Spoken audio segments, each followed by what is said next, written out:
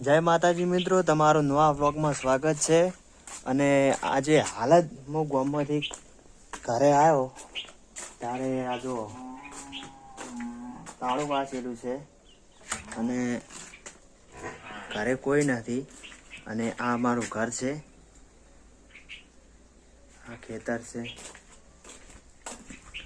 ગામમાંથી ઘરે આવ્યો ને ઘરે કોઈ નથી। હવે ખેતર કયા ખેતરમાં ગયા હશે ખબર નથી, ફોન પણ રાખતા નથી, એટલે હવે મારે ખેતરમાં જવું પડશે।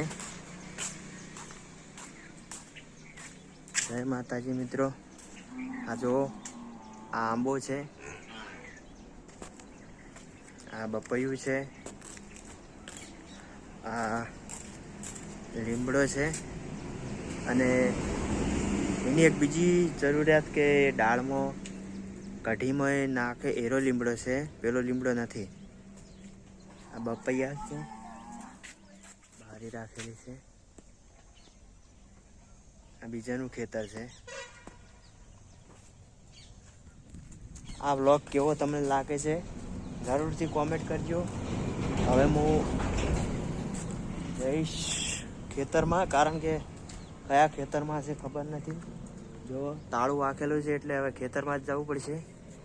જય માતાજી।